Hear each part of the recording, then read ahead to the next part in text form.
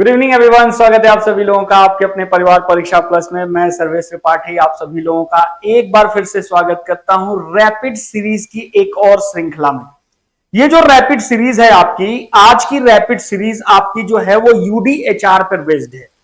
UDHR यानी universal declaration of human rights, और इससे रिलेटेड जो आपके 30 आर्टिकल्स यानी 30 अनुच्छेद की चर्चा हम करेंगे। तो यूडीएचआर के बारे में थोड़ा सा ओवरव्यू लेंगे हम, और ओवरव्यू लेने के बाद हम सीधे आएंगे किस पे, तो हम सीधे आएंगे आपके उनसे रिलेटेड आपके अनुच्छेद के बारे में। कम समय में ज्यादा आउटपुट लेने के लिए ये रैपिड सीरीज शुरू करी गई है। चलिए, अगर मैं यूडीएचआर के बारे में बात करूं तो इसे universal declaration of human rights, कई बार आपसे फुल फॉर्म भी पूछा जाता है, तो ध्यान रखिएगा। इसका अनाउंसमेंट 10 दिसंबर 1948 को होता है। जब ये यूनिवर्सल डिक्लेरेशन का दस्तावेज पेश किया गया ना, यानी जो डॉक्यूमेंट पेश किया गया, वो डॉक्यूमेंट आपके 10 दिसंबर 1948 को पेश किया जाता है, जो बाइलिंगुअल डॉक्यूमेंट होता है, द्विभाषीय डॉक्यूमेंट होता है, जो फ्रेंच और इंग्लिश में शुरू में होता है। बाद में जाकर के 555 लैंग्वेज यानी 555 प्लस लैंग्वेजेस में इसका आज का ट्रांसलेशन है। पूरे विश्व का सबसे बड़ा ट्रांसलेटेड डॉक्यूमेंट है ये, ठीक है। उसके बाद अगर मैं बात करूं तो ये डॉक्यूमेंट जो है, इस डॉक्यूमेंट के लिए पूरी आपकी ड्राफ्टिंग कमेटी बनी। तो ड्राफ्टिंग यानी डॉक्यूमेंट को तैयार करने का काम जो है जॉन पीटर्स हम्फ्रे को है। और अगर मैं बात करूं इस ड्राफ्टिंग कमेटी के अध्यक्ष या फिर इस दस्तावेज में सबसे ज्यादा इंपॉर्टेंट रोल निभाने वाले आपके एलेनोर रूजवेल्ट है। एक क्वेश्चन और आपसे पूछा गया था कि फादर ऑफ ह्यूमन राइट्स कौन है, तो रेने कासिन आपके फादर ऑफ ह्यूमन राइट्स हैं। बेसिकली इनको नोबेल प्राइज इसके लिए भी मिला हुआ था, ध्यान रखिएगा। चलिए, अब यूडीएचआर से रिलेटेड हम आर्टिकल के बारे में बात कर लें तो टोटल आपके 30 अनुच्छेदों की चर्चा हम करेंगे यहां पर 30 आर्टिकल के बारे में।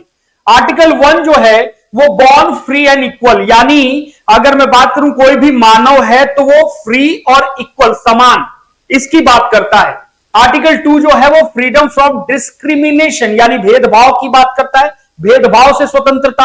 आर्टिकल 3 राइट टू लाइफ, जीवन का अधिकार, वर्ल्ड के किसी भी कोने में, ये ह्यूमन राइट्स का बताता है। आर्टिकल 4 जो है फ्रीडम फ्रॉम स्लेवरी यानी दासता से मुक्ति होगी। आर्टिकल 5 आपके फ्रीडम फ्रॉम टार्चर, यातना से स्वतंत्रता। आर्टिकल 6 आपका right to recognition before the law यानी कानून के समक्ष जो मान्यता की बात होती है वो होता है आपका।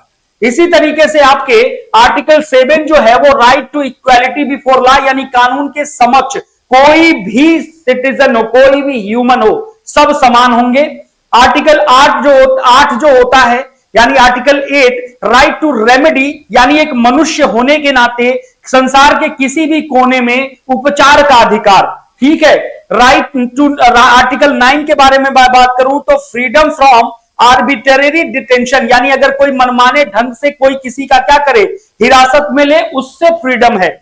आर्टिकल 10 की बात करूं मैं तो राइट टू फेयर ट्रायल यानी निष्पक्ष सुनवाई की बात किया जाएगा।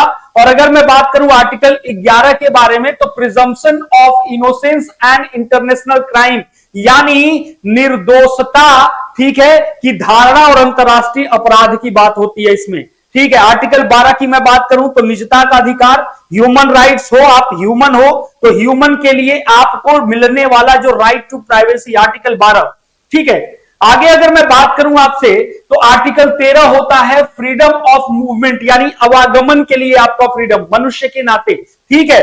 आर्टिकल 14 की बात करूं मैं तो राइट टू एसाइलम, कहीं भी शरण लेने की बात हो जाती है। आर्टिकल 15 जो होता है आपका राइट टू नेशनलिटी, राष्ट्रीयता की बात होती है। आर्टिकल 16 क्या होता है यानी आर्टिकल 16 क्या कहता है, right to marry and family यानी विवाह और परिवार बढ़ाने की बात होती है, ये अधिकार आपका होगा। आर्टिकल 17 कहता है राइट टू ओन प्रॉपर्टी, अपनी संपत्ति बनाने का अधिकार, ये right to own our property, अपने प्रॉपर्टी के बारे में होता है।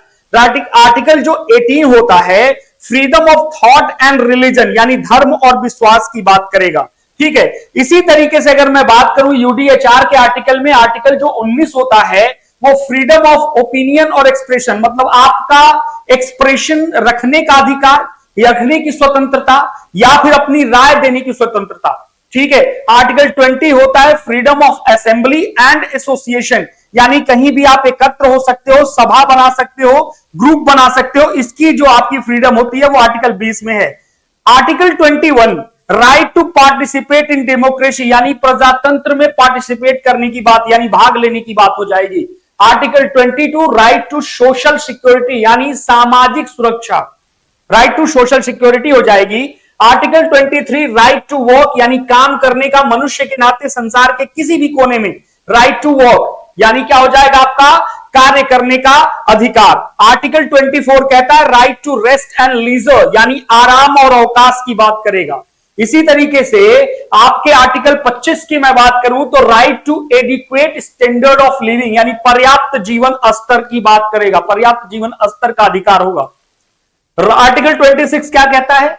राइट टू एजुकेशन, शिक्षा का अधिकार मनुष्य के नाते। आर्टिकल 27 क्या कहता है? राइट टू कल्चर, आर्टिस्टिक और साइंटिफिक लाइफ के बारे में, यानी सांस्कृतिक, कलात्मक और वैज्ञानिक जो आपका अधिकार हो सकता है, इसके बारे में अधिकार देता है। आर्टिकल 28 क्या कहता है? Right to fair, free and fair world, यानी स्वतंत्र और निष्पक्ष संसार का अधिकार, यानी आप स्वतंत्र हैं और फेयर वर्ल्ड के बारे में बात करते हैं, ये आपके मानव के नाते बात होती है।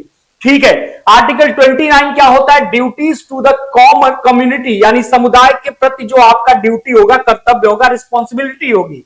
आर्टिकल 30 कहता है राइट्स आर इनएलिनेबल, यानी अधिकार जो है आपका ये अविभाज्य है, अपृथक है, मतलब एलिनेबल नहीं है, पृथक नहीं है, ये अविभाज्य है, यानी इनएलिनेबल है। तो ये है आपके मानव अधिकार। और आपके अभी देखो, मानव अधिकार और मौलिक अधिकार में थोड़ा सा अंतर है, उस अंतर को समझ लो।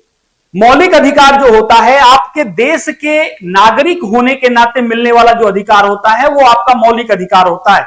और अगर फंडामेंटल राइट ये बात होती है, और अगर आप मानव हो तो संसार के किसी भी कोने में मानव के नाते जो आपका अधिकार मिलता है वो होता है आपका ह्यूमन राइट्स। तो ये ह्यूमन राइट्स से रिलेटेड आपके आर्टिकल थे, अगर इसकी संभावना बनती है तो ये भी आपका कंप्लीट हो जाएगा।